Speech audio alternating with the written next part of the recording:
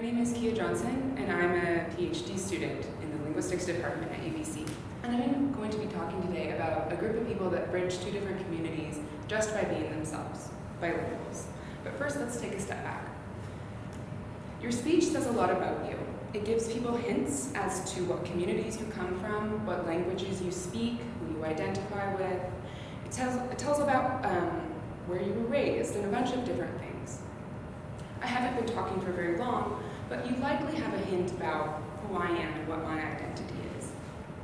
For instance, I sound female and educated. You probably think that I'm a native English speaker, and you'd be right. Although you might think that maybe I'm not Canadian. You'd also be right about that. So much of our identity is tied to the way we talk, the languages we know, how we use them, and how we feel about them. And most people around the world speak more than one language. I don't mean perfectly, and I don't mean with a standard accent. But despite the fact that 2+ languages is the norm around the world, there's still so much that we don't know about how two languages coexist within a single person. The languages influence one another, both by choice when you mix and switch between them on the fly, but also by the sheer fact that you use the same brain and the same vocal tract regardless of whether you're speaking in English, Cantonese, or Arabic. This melting pot is part of what makes language unique. Yet, what we know about bilingual speech almost entirely comes from research on languages like English and French, Dutch and German. And this focus on European languages is pervasive, regardless of whether you find yourself in an academic institution, working in the tech industry, regardless. But it's getting better. The latest count of languages that's supported for Google's voice assistant is about 20, but as Sarah mentioned before, there's over 5,000 languages in the world, so context.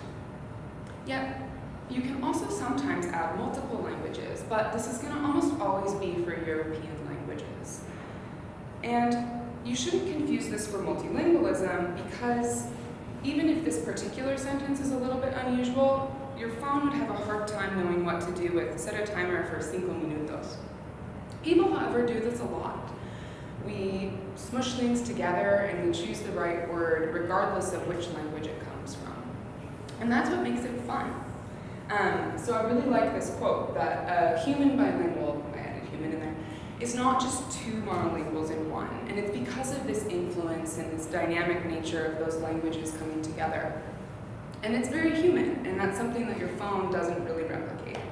But then again, maybe you're thinking, so what? As long as I can use at least one language that I speak with my phone, that's fine with me. But I'd like to challenge that. Because after all, who is this technology being built and optimized for? And what does the data look like that we're basing our decision making on? It's my goal to understand better what makes bilingual speech different and how that plays out for people who express themselves in more than one language and as a result often have more than one identity. Through that understanding, I want bilingualism to be seen as the norm rather than as a complicating factor. And all of this deals intimately with issues of representation and where your data comes from. Even in an open source project that's geared towards getting a lot of languages and crowdsourcing transcriptions for them, languages like English are still drastically overrepresented, and their peers are other European languages.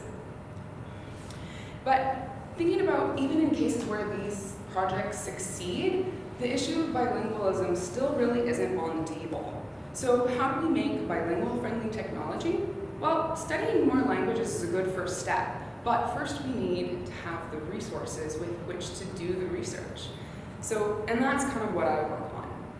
So in my project, we're developing a new corpus or collection of annotated conversational interviews with bilinguals in both of their languages, in this case, Cantonese and English. And at the end, we'll have a high-quality open access resource to study bilingual speech. The open access piece is particularly important for public scholarship. It's our response to a paywall. So you probably come across a paywall when you try to read news content and you're told that you need a paid subscription. Well, we come across that too when we're trying to get access to research articles and data sets. It's a big problem, and I want to be part of the solution. So one question I get is, why Cantonese? Well, English and Cantonese are very different from one another. They're associated with different cultures, they have different sounds, and that means that they can influence each other in a lot of very interesting ways that you might not see with pairs of European languages. One of those major differences is tone. So Cantonese words have different meanings depending on whether it's got a high pitch, a low pitch, or a rising pitch. English doesn't really have this, but we do use pitch and tone when we talk, otherwise we'd be very monotone. And so that's something that you could study with this corpus. In fact, there's a lot of different things that you could look at because Cantonese is an understudied language, even though there are millions of speakers around the world. And so we're working on changing this as are excellent researchers in Hong Kong and across Canada. And it's all possible because there are bilinguals in this community who want to share. So this project is a work in progress.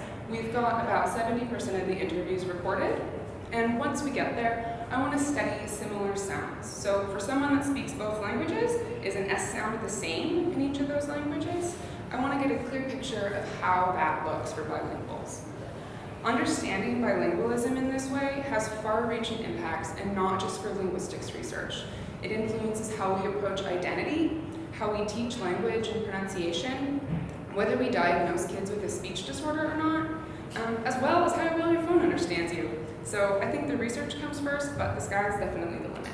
So thank you so much for coming out today. And if you would like to stay in touch, here's some contact info for me. I'm on Twitter, and I'll be posting updates on my website.